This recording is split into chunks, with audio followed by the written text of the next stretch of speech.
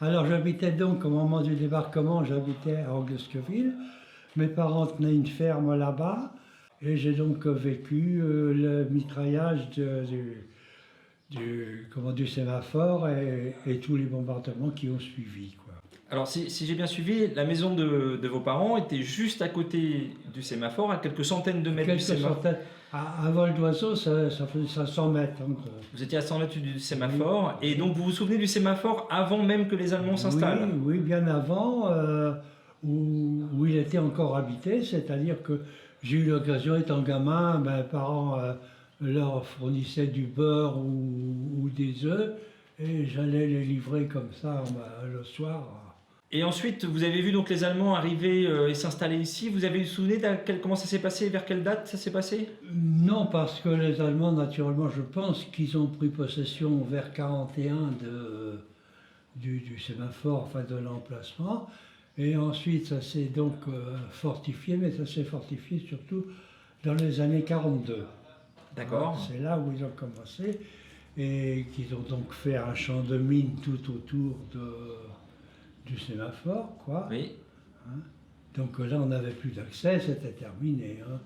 Nous, on avait l'avantage parce que mes parents avaient les champs tout de suite derrière, ce qui nous permettait encore de voir.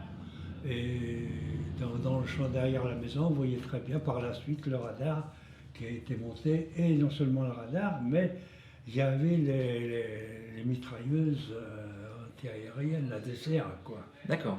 Ouais. On avait donc un poste de DCA qui était presque à côté du radar. Parce que si on reprend les photos qui ont été faites par les avions anglais ou américains, on avait des mitrailleuses qui étaient installées aux quatre angles du site, donc une qui était au plus près de Voilà. votre maison Oui, là. et qui était au plus près du radar également. D'accord. C'est surtout celle-là qu'on voyait, le reste on ne le voyait pas, hein, parce que c'était quand même un peu éloigné. Selon les archives, le site du sémaphore et le site du radar, ils ont été bombardés et mitraillés à plusieurs reprises, le 23 mai, le 24 mai et le 30 mai. Vous avez des souvenirs de comment ça se passait alors? Surtout du 23, parce qu'on ne connaissait pas, c'était la première fois qu'on voyait les avions comme ça mitraillés et qui passaient à ras de, bon, on va dire à ras de terre, mais juste au-dessus des arbres, très bas, pour mitrailler donc ces engins-là. Mais eux, c'était une chose, des avions, mais il y avait la DCA qui répondait en même temps.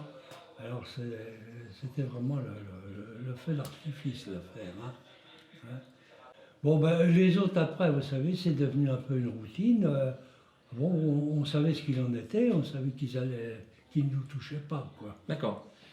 Donc on se mettait bien à l'abri, mais enfin pas avec la peur qu'on a pu avoir la première fois. Et est-ce que vous avez des souvenirs de ce qui s'est passé dans la nuit ou le bon matin du 6 juin? Vous savez, dans la nuit du 6 juin, bon, ils ont donc bombardé au sémaphore, hein, d'une part, mais ils ont surtout bombardé là, le point du Hoc, un peu partout. Mais on ne peut pas dire, tellement ça fait un bruit affreux et que ça tombe de partout et qu'il fait presque jour en disant par les explosions, que vous ne savez même pas où c'est. Et vous étiez à ce moment-là, vous étiez réfugié dans un fossé, tout simplement. Dans un fossé, d'accord. Et dans le fossé, on était là-dedans, et il y avait le fagot, ce qu'on appelait un fagotier, vous savez, tas de fagots. Alors les obus ont repris tout ça, naturellement, et on entendait tous les éclats dans les fagots. Les orties qui étaient hautes comme ça de chaque côté, ça sautait. Ah là, c'était impressionnant. Hein. Donc là, vous vous réfugiez dans ce fossé-là, on est dans la nuit, vers 3-4 heures du matin, quelque chose comme ça? Le matin, il faisait jour. Il faisait jour, donc on est... Oui, parce qu'il y a eu les bombardements se sont arrêtés. Oui. Il y a eu une accalmie peut-être d'une heure, je ne veux pas vous dire, qu'il n'y avait plus rien, plus un bruit. Et d'un seul coup, ce sont les navires, les bateaux qui sont mis à cracher. Et c'est là que c'est reparti. Et, oui. Et le 7 au matin, ils sont arrivés le 7 au matin. Alors, ils sont arrivés de Vierville De Vierville, sur la route, comme ça. Et alors, est-ce que vous vous souvenez ce qui s'est passé au sémaphore le 7 au matin? Vous avez entendu des choses? Non, oui, on ne se rendait pas compte que c'était au sémaphore aussi. Hein. Donc, Et alors, le sémaphore, il a été libéré dans la matinée du 7, je pense que oui. d'accord. Je pense que oui. Et vous n'avez pas eu l'occasion à ce moment-là d'aller voir ce qui se passait au bout de votre champ Ah, ben non. 2-3 jours après, oui, tout allait bien, tout était calme. Pour nous, la guerre était pratiquement finie, hein. Parce qu'après, plus tard, ils ont fait un centre de ravitaillement, quoi. Ils ont amené de l'essence, ils amenaient tout. Dans l'enceinte du sémaphore. Dans l'enceinte, oui. D'accord. C'est-à-dire qu'il y avait quand même que le chemin pour y aller, donc c'était quand même. Et là, c'était le centre de ravitaillement. Ils avaient amené, je vous dirais, des tonnes d'essence, et puis tout le ravitaillement des hommes, quoi. Et juste à côté, il y avait le terrain d'aviation qui avait été construit en plus. Oui, après, il y a eu le terrain d'aviation. Parce que là, le terrain d'aviation, il commence le 9 juin, il est opérationnel le 13 juin. Oui. Ouais. Oui, Et ça, vous avez vu aussi les avions qui décollaient tout le temps Ah oui, ouais. alors ben oui, parce qu'on était placés, ils passaient juste à ras, quoi. Hein. Tout de suite derrière la ferme, ils passaient là pour descendre. Et le site, il a été déminé bien plus tard, en 1946 à peu près, vous vous souvenez Oh, avant ça. Ah Il bon. était déminé avant. Ah oui, avant ça, avant 46, oui. Mais ça n'a pas duré longtemps le déminage, ça a été vite fait parce qu'ils avaient les plans. pas Mhm. Alors donc ça a donc été très vite. Hein.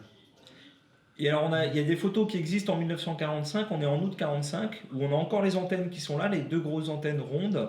On voit encore une partie du bâtiment du sémaphore qui est ruiné mais qui est encore debout. Oui, mais ça, vous savez, ça faisait tellement partie Du paysage. du paysage qu'on n'y faisait même pas attention, nous. Hein. Et vous y alliez des fois à ces endroits-là ou pas? Non. Non, jamais. Non. En dehors du ravitaillement, après, c'est terminé. Hein. Ça ne s'occupait plus. Ah non.